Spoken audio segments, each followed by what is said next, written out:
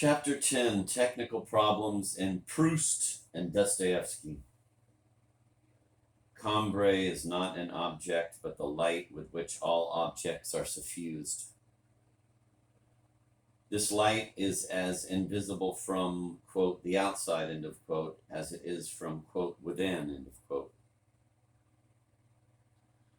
The novelist cannot make us see things in this light. Even if he could, we should not see Cambrai. We would be part of it.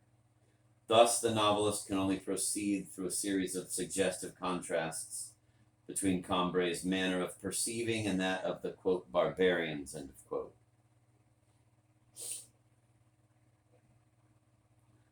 Proust shows us that an object never looks the same to Cambrai as it does to the outside world. The novelist does not examine objects with a, quote, microscope, end of quote, in order to analyze them and, quote, split them into minute particles, end of quote. On the contrary, he recomposes subjective perceptions, which our fetishism of the object decomposes into objective data. The Proust who splits sensations into tiny particles only exists in the imagination of certain contemporary critics.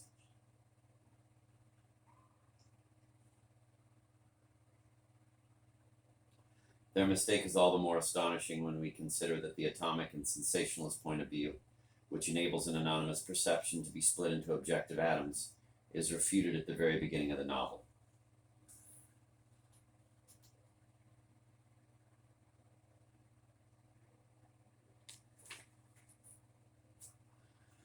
Even the simple act which we describe as seeing someone we know is to some extent an intellectual process.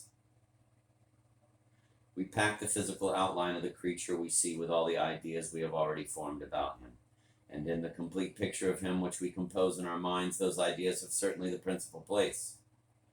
In the end, they come to fill out so completely the curve of his cheeks, to follow so exactly the line of his nose, they blend so harmoniously in the sound of his voice, that these seem to be no more than a transparent envelope. So that each time we see the face or hear the voice, it is our own ideas of him which we recognize and to which we listen.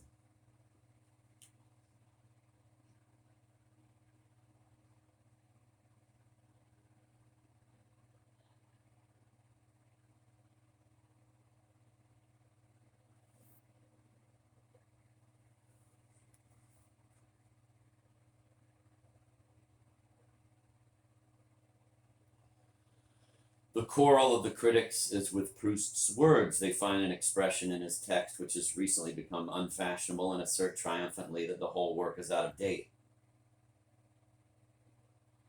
But the great novelist's universality requires him to consider intelligibility of primary importance.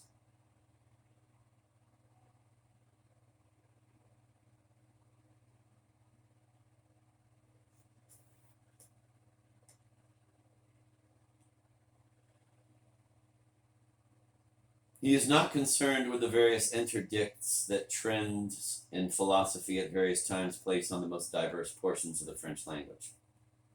Let me repeat that sentence. He is not concerned with the various interdicts that trends in philosophy at various times place on the most diverse portions of the French language.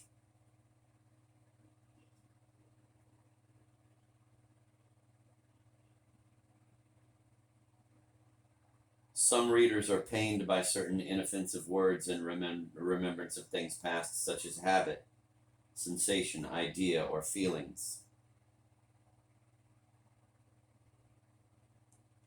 If they would only forget their philosophical preciosity for a little while and set about examining the real substance of the novel, they would discover that the most fruitful intuitions of phenomenological and structural analysis are already present in Proust's work. Thus, it could be said that Proust is well ahead of his time, but we shall not be so foolish as to suggest that our era has discovered human truths which completely eluded our forebears. Proust's phenomenology merely clarifies and develops some intuitions that are common to all great novelists. But these intuitions were not the subject of didactic developments for former novelists. They are incorporated in novelistic situations whose essence can always be traced to a quid pro quo. But whereas the vaudeville type of quid pro quo is accidental, novelistic quid pro quo is essential. By contrasting two perceptions, it reveals the specific quality of each. It defines two incompatible worlds, whether individual or collective, two perceptual empires, so absolute that they are totally unaware of the gulf between them.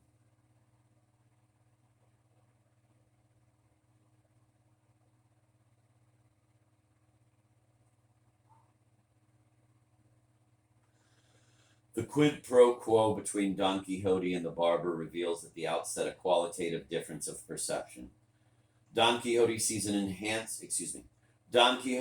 enchanted helmet where the barber sees only a simple barber's basin. In the text we have just quoted, Proust describes the structures of perception which make the quid pro quo inevitable. He states the theoretical basis for the essential misunderstanding. As we have seen in the previous chapter, he supported this theory with numerous concrete illustrations. Combray's quid pro quos do not differ fundamentally from those of Don Quixote. Cervantes schematizes and magnifies the contrasts to create an extremely farcical effect. Proust's effects are in half-tones, but the data of novelistic revelation has not changed much. The principle on which the Comedy of Errors is based in Swann's Way is identical with that of Don Quixote's adventures. The evening spent with Swann is the analogue of Don Quixote and Sancho's fantastic nights in the inn, the first in the realm of conversation, the second in the world of action.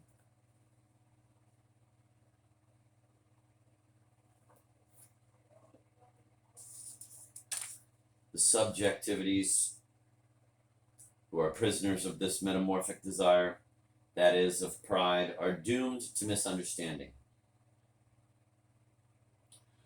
They are incapable of putting themselves in another's place. The novelist is able to reveal their helplessness only because he has experienced it himself and overcome it. He has been victorious in his struggle with the imperialism of perception.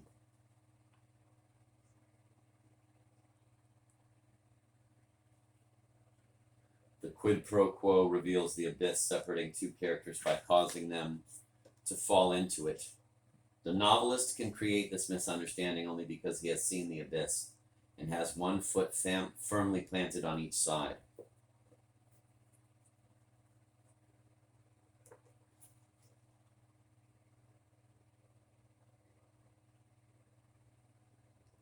The two victims of the quid pro quo are the thesis and the antithesis.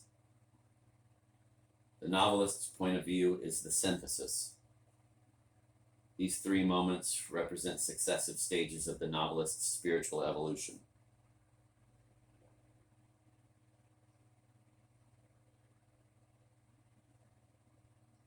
Cervantes could not have written Don Quixote if the same object had not been for him first an enchanted helmet and then an ordinary barber's basin. The novelist is a man who has overcome desire and who, remembering it, can make a comparison. It is this process of comparison which the narrator defines at the beginning of Swann's Way. And this is a quote from that book. I have the feeling of leaving someone I know for another quite different person when, going back in memory, I pass from the Swann whom I knew later and more intimately to this early Swann. This early Swann, in whom I can distinguish the charming mistakes of my childhood and who, incidentally, is less like his successor than he is like the other people, I knew at that time as though one's life were a series of galleries in which all the portraits of any one period had a marked family likeness. Like all novelists, Proust's narrator moves freely from room to room in the museum without walls of his existence.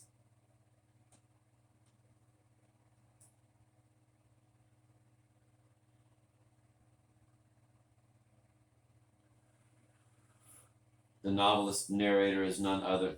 Let me cross the moves. I like that, but I don't know what the fuck it means.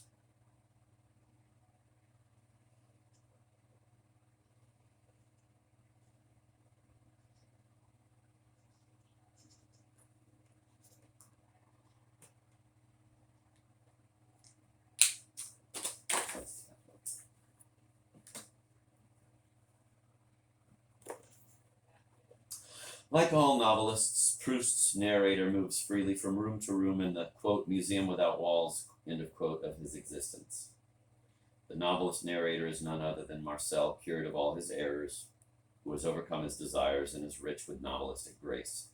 The great Cervantes is also a Don Quixote who has overcome his desires, a Don Quixote who can see a barber's basin as a barber's basin, but who nevertheless remembers that he once saw it as Mambrino's helmet. This clear-sighted Don Quixote is present in the book only for an instant. It is the dying Don Quixote of the conclusion. Proust's narrator, too, dies in the past recaptured, and he, too, is cured in death, but he comes to life again as novelist. He reappears in person in the body of his novel.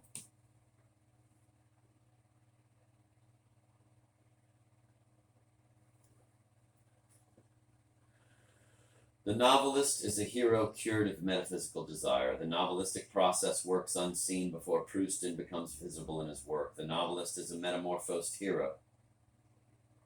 He is at once as far from the primitive hero as the transcendency of the past recaptured requires, and as close to him as the conditions of the novel's revelation demand. The creator is present in his novel and step-by-step comments on it. He intrudes at will, not, as so often has been said, to increase the number of digressions, but to enrich immensely the novel's descriptions, to push them, as it were, to the second degree. For instance, we have seen that Proust is not content merely to present revealing quid pro quos. He even develops the theory of them. The commentaries which some critics would like to cut out of Proust's work provide a marvelous introduction to all the great novels.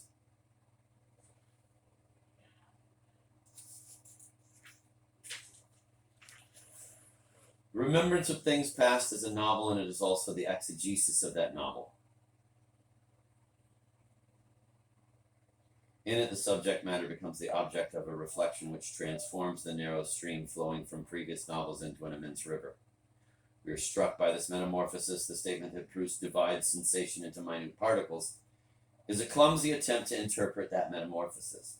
The realists conceive of every novel as a photograph of reality, and Proust's novel is seen as an enlargement of previous cliches, simply a magnification which enables us to distinguish extremely small details. If we are to determine the contribution of Remembrance of Things Past to the art of the novel, we should not start from a realist or naturalist copy, but from Cervantes and Stendhal. If Proust were a supernaturalist, perception would have an absolute value in his work. The novelist would not be aware of the role of metaphysical desire in his victim's varying interpretations of reality, and he would be incapable of constructing the essential quid pro quos. His work would be as void of novelistic humor as that of Émile Zola or Alain Robbe-Gurlet.